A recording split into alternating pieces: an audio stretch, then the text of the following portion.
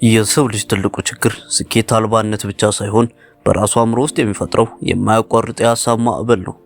አሁን ይህንን ቪዲዮ ስትመለከት እንኳን አእምሮ እረፍት አጥቷል። ስለ ትናንትናው ስህተት ትቆጫለህ፣ ስለ ነገው ማንነት ትጨነቃለህ። ያልተፈጠሩ ችግሮችን በአእምሮ እየፈጠርክ ከራስ ጋር ትዋጋለህ። በየቀኑ አልጋ ላይ ስትተኛ እንቅልፍ የሚነሳ ሰውነት ደክሞ ሳይሆን አእምሮ ማሰብ ማቆም ስላቃተው ነው። ነገር ግን እውነታው ይህ አይደለም። አንተ ብዙ የምታስበው ነገሮችን በግልጽ ለመረዳት አይደለም፣ በአደገኛ የስነ ልቦና ወጥመድ ውስጥ ስለወደክ እንጂ። ከመጠን በላይ ማሰብ ወይም ኦቨርቲንኪንግ ችግርህን እየፈታው ሳይሆን የአእምሮን ሰላም፣ ጉልበትና ህይወትን በቁም እያጠፋው ነው። አብረን ቆይ፣ ምክንያቱም ከዚህ ረጅም ሰፊና ጥልቅ ቪዲዮ ማብቂያ ላይ የአእምሮን ሰላም ዳግመኛ በድሮ አይና አትመለከተው። ይህ ቪዲዮ ላዩን ለሚመለከቱ ሰዎች ሳይሆን የአእምሮአቸውን እስራት በጥበብ ለመስበር ለቆረጡ ሰዎች ብቻ የተዘጋጀ ነው። የምንኖረው መረጃ በበዛበት ነገር ግን ሰላም በራቀበት እጅግ አስቸጋሪ ዘመን ውስጥ ነው። በየቀኑ የምንቀበላቸው ስፍር ቁጥር የሌላቸው መረጃዎች፣ የማህበራዊ ሚዲያ ማስታወቂያዎችና የህይወት ውጥረቶች አእምሯችንን ያለ እረፍት እንዲሰራ ያስገድዱታል። ይህ ክስተት በአጋጣሚ የሚመጣ ሳይሆን አእምሯችን ከተፈጥሮ ውጭ ለሆነ ከፍተኛ የመረጃ ጫናና ለህልውና ስጋት ስለተጋለጠ ነው። በኒውሮሳይንስ እይታ ከመጠን በላይ ማሰብ አእምሯችን አደጋን ለመከላከል የሚጠቀምበት የተሳሳተ የመከላከያ ዘዴ ነው። አእምሯችን በአንድ ነገር ላይ ስጋት ሲገባው አሚግዳላ የተባለው ክፍል ይነቃቃና የማያቋርጥ የፍርሃትና የጭንቀት ሆርሞኖችን ይረጫል። በዚህ ጊዜ አእምሮ አንድን ቀላል ክስተት ወስዶ በመቶ ሺህ የተለያዩ አውዳሚ መንገዶች ይተነትነዋል። ያ ሰው ለምን እንደዛ አለኝ፣ ስራውን ባጣስ፣ ፈተናውን በወድቅስ አይነትና ሌሎች አሉታዊ ጥያቄዎች የአእምሮ የዕለት ተዕለት ምግቦች ይሆናሉ። ይህ ረቂቅ የስነ ልቦና ችግር ሰላምን ብቻ ሳይሆን የማሰብ አቅምን ያደነዝዘዋል። ከመጠን በላይ ማሰብ ውሳኔ መስጠት አቅምን ሽባ ያደርገዋል። ብዙ ባሰብክ ቁጥር ብዙ እርምጃዎችን መውሰድ ያቅታል። የገዛ አእምሮ ጠላት ሆኖ በገነባው የማያቋርጥ ሀሳብ ውስጥ ስትሰምጥ የአሁኑን ሰዓት ውበትና የመኖርን ጣዕም ሙሉ በሙሉ ታጠዋለህ። የሰላምን ታሪክ እንመልከት። ሰላም በስሯ ጎበዝ፣ በትምህርቷ ጎበዝ፣ በሰዎች ዘንድ የምትወደድ ወጣት ነበረች። ነገር ግን አንድ ትልቅ የአእምሮ ጠላት ነበራት፣ ከመጠን በላይ ማሰብ። አንድ ቀን በስራ ቦታዋ ስራ አስኪያጇ በድንገት መጥቶ ሰላም፣ ነገ ጠዋት ቢሮ የመተሽ እንድታናግርኝ እፈልጋለሁ አላት። ስራ አስኪያጁ ይህንን ያላት በተረጋጋ መንፈስ ነበረ። ነገር ግን ሰላም ወደ ቤቷ ስትመለስ አእምሮዋ ስራውን ጀመረ። ለምንድነው ሊያናግረኝ የፈለገው? ስህተት ሰርቼ ይሁን? ከስራ ሊያባረረኝ ነው? ከስራ ከተባረሩ ኪራዬን በምን እከፍላለሁ? ቤተሰቦቼ እንዴት እረዳለሁ? ህይወቴ ሊበላሽ ነው እያለች ማሰብ ጀመረች። በዚያች ሌሊት ሰላም አልተኛችም። በአእምሮ ውስጥ ከመቶ በላይ የስራ መባረር ድራማዎችን እየሰራች ስታለቅስና ስትጨነቅ አደረች። ልቧ በከፍተኛ ፍጥነት ይመታ ነበር፣ እጆቿ ይንቀጠቀጡ ነበር። በማግስቱ ጠዋት በከፍተኛ ፍርሃትና ጭንቀት ወደ ስራ አስኪያጁ ቢሮ ገባች። ስራ አስኪያጁም በፈገግታ ተቀብሏት ሰላም፣ ባለፈው የሰራሽው ስራ በጣም ስለተመቸኝ የስራ እድገትና የደሞዝ ጭማሪ ልሰጥሽ ፈልጌ ነው አላት። ሰላም በዚያ ሰከንድ ትልቅ እረፍት አገኘች። ነገር ግን የተገነዘበችው ትልቅ ሀቅ ነበር። ያንን ሁሉ ሌሊት ያሳለፈችው በሲኦል ውስጥ ነበር። ያ ሲኦል ግን የተፈጠረው በስራ አስኪያጁ ሳይሆን በራሷ አእምሮ ነበር። ሰላም ያልነበረውን ችግር ፈጥራ የራሷን ሰላም በቁሙ አጥፍታው ነበር። ይህ ታሪክ የአንተን፣ የኔን ወይም አሁን ይህንን ቪዲዮ እያየ ያለውን የእያንዳንዱን ሰው ታሪክ ይወክላል። ሁላችንም ባልተፈጠሩ ጥላዎች እየፈራን የገዛ ሰላማችንን እያደቀቅን እንገኛለን። ታዋቂው የስነ ልቦና ጠቢብ ካርል ዮንግ የሰው ልጅ ውስጥ ፍርሃትና ጥላውን ወደ ውጭ እንደሚረጭ ያስተምራል። ከመጠን በላይ የምታስበው ውጭ ያለው ዓለም አስፈሪ ስለሆነ ሳይሆን በውስጥህ ያለውን ያልታከመ ፍርሃት፣ ጥርጣሬና የበታችነት ስሜት በሁኔታዎች ላይ እየረጨ ስለሆነ ነው።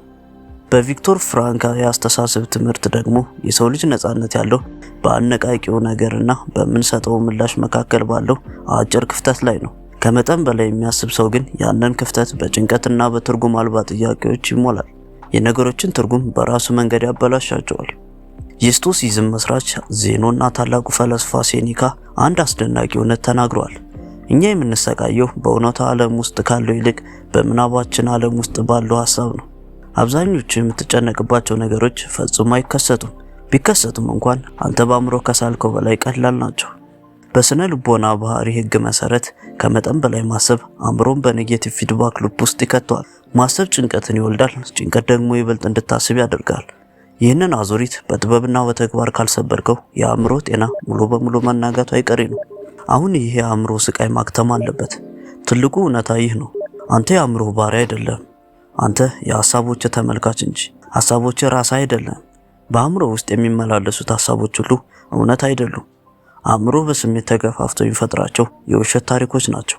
የቡድሂዝም አስተምሮ እንዲህ ይላል፣ አእምሮ እንደ ዝንጀሮ ነው። ከአንድ ዛፍ ቅርንጫፍ ወደ ሌላው ያለ እረፍት ይዘላል።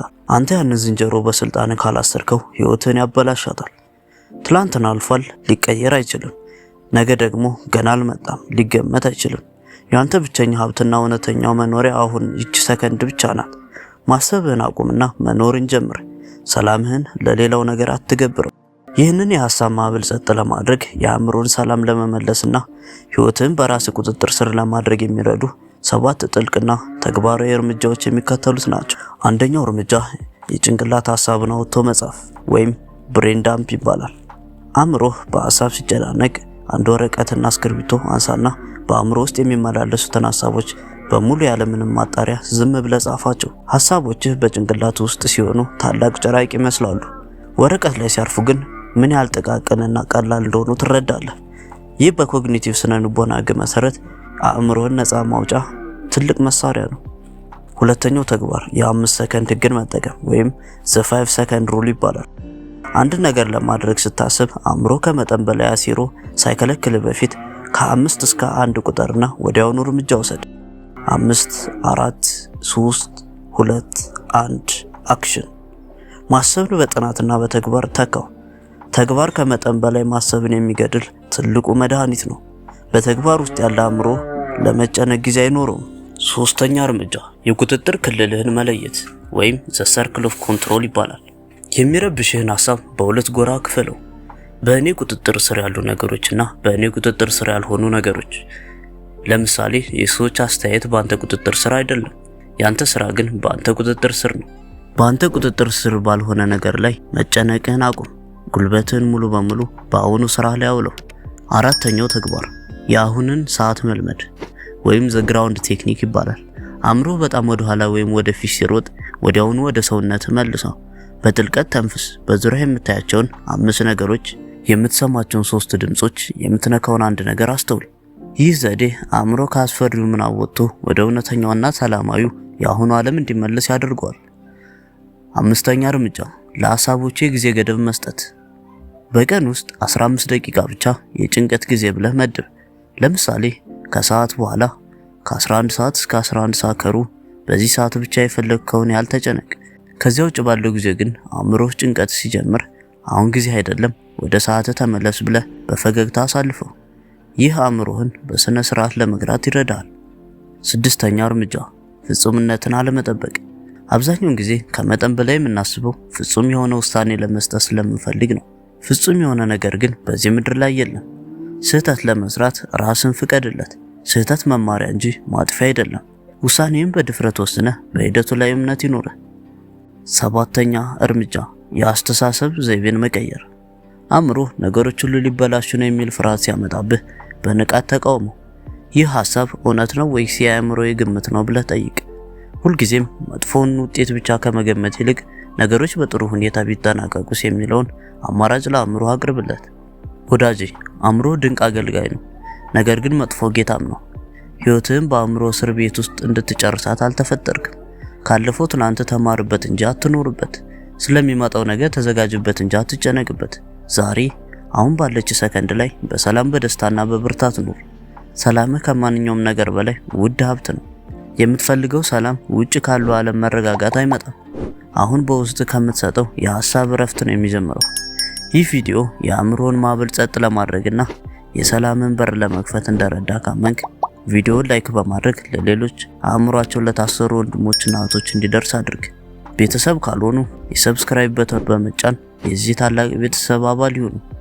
በሚቀጥለው ጥልቅ ቪዲዮ እስክንገናኝ ሰናይ ጊዜ።